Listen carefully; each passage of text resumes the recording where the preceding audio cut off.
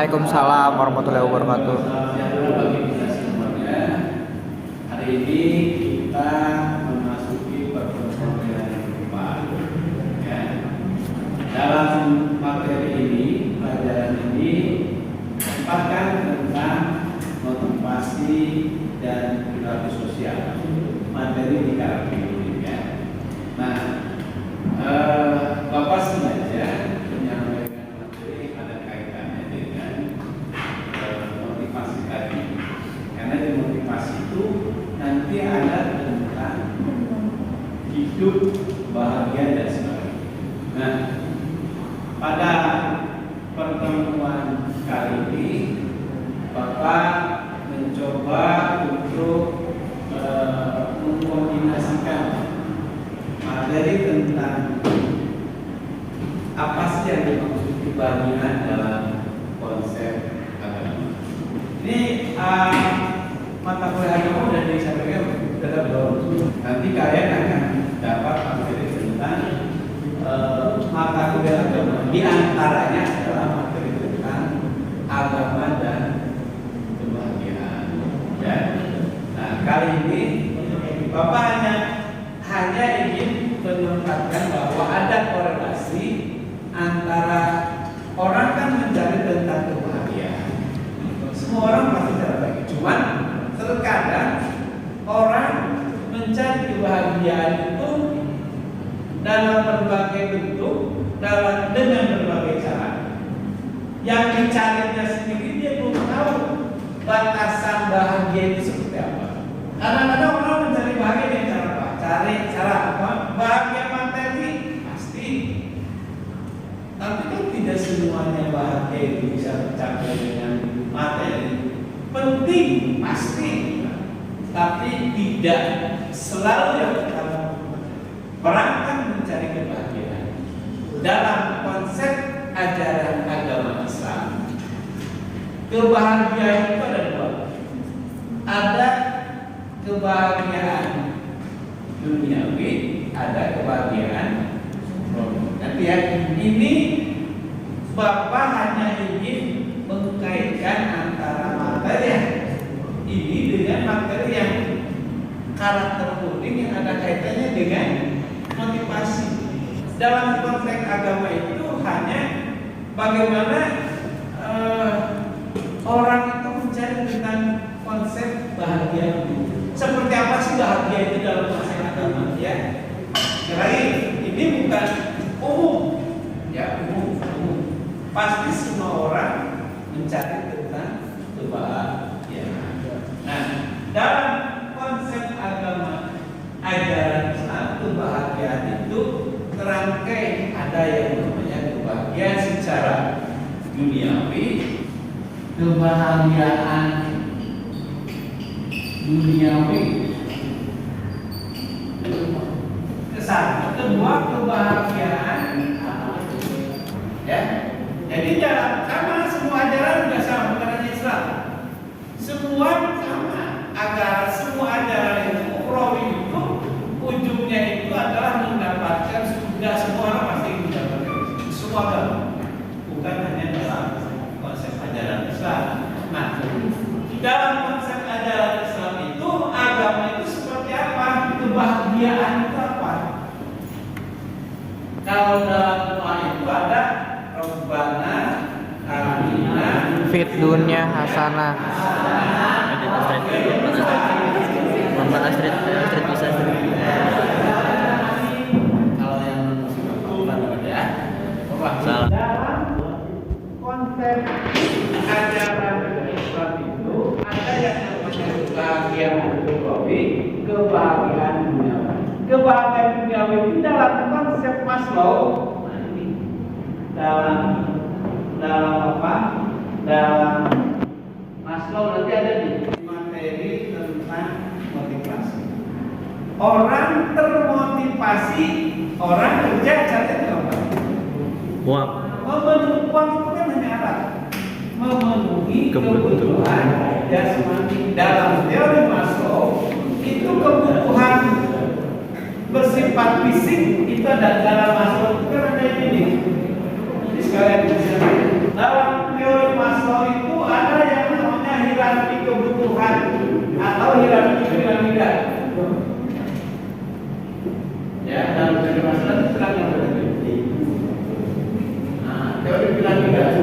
Jadi orang ini kebutuhan fisik, bekerja, berusaha, mengumpulkan uang hanya untuk memenuhi kebutuhan fisik, makan, berpakaian, kecantikan, kendaraan, itu kan fisik. Orang menjaga fisiknya pasti nih bagaimana supaya saya bisa makan. Kebutuhan yang sifatnya basic, kebutuhan dasar, itulah yang menggerakkan orang memotivasi dirinya itu diantara dengan dalam teori Maslow nanti dibahas sekali dalam kebahagiaan duniawi itu semua fisik, terus apa kebutuhan yang sifatnya non fisik, ada juga kebutuhan diakui nanti ya di dasar piramida. Ini dalam konsep kebutuhan kebahagiaan yang sifatnya dalam pandangan ajaran Islam, dunia itu bukan segalanya. Semua ajaran agama bukan hanya Islam. Ya, semua agama juga sama memandang bahwa hidup ini bukan hanya di sini, tapi kehidupan ini juga ada. Next, kehidupan apa itu? Kehidupan yang namanya kehidupan yang bersifat akhirat. Jadi orang yang beragama harus meyakini bahwa ada kehidupan setelah kematian. Namanya kehidupan. Bagaimana cara kita mendapatkan kebahagiaan yang bersifat prominent? Kalau sifatnya dunia, kebahagiaan dunia, kita bisa mencari. Ya.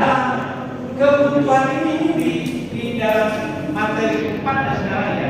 Kebutuhan satu, kebutuhan psikologis, fisiologis, kebutuhan fisik, bekerja, mencari uang, menikah, berpasangan, berteman, bersosialisasi, yang sifatnya fisik itu pasti orang mencari fisiknya, fisiologis menurut teori Maslow.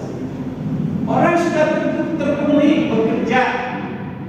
Nah, orang ini kalau sudah kita lulus, sudah selesai, sudah jadi sarjana, harus memenuhi kebutuhan sendiri. Bagaimana caranya? Bekerja.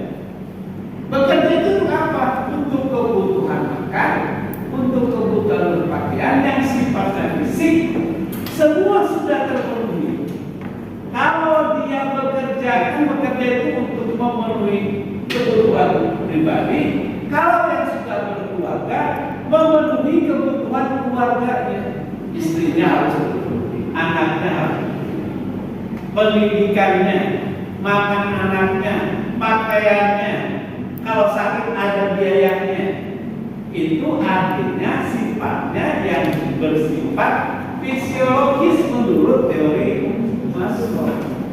Kalau orang, contoh, kita nih sudah bekerja, punya harta, punya rumah, punya kendaraan yang bersifat kebutuhan, pasti nanti orang juga setelah semua kebutuhan secara fisik terpenuhi, dia juga perlu yang namanya kebutuhan keamanan dan keselamatan.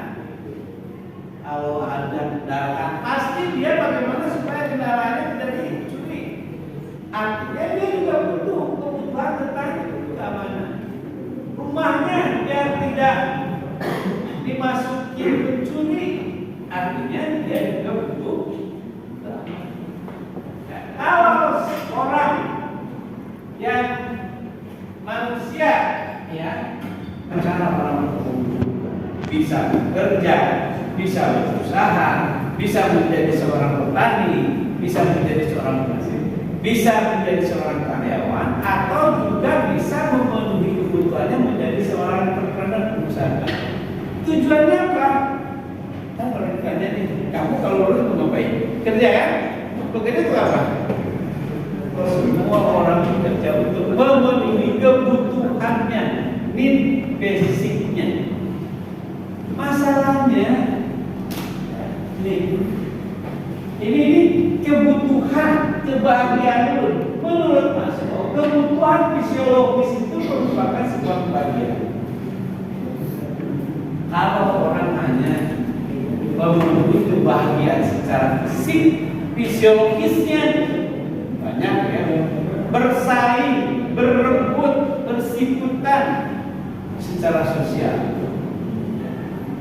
Itu kebahagiaan fisiologis menurut Maslow.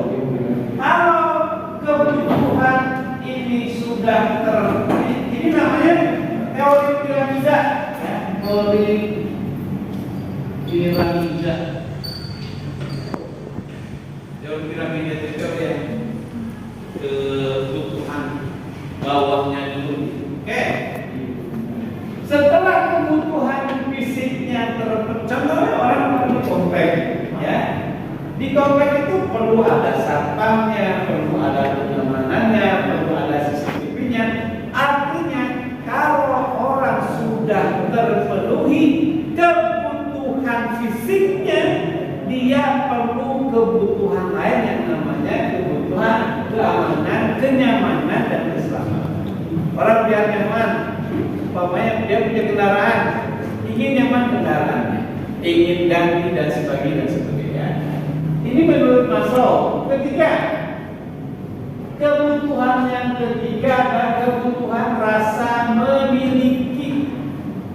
Ya, orang itu tadi rasa memiliki itu, ya dia ingin juga sesuatu itu. Kalau punya satu, milik satu ingin dua, milik dua ingin tiga, kendaraan, rumah, sudah satu ingin dua. Itu kebutuhan rasa memiliki tadi. Tentu semakin dia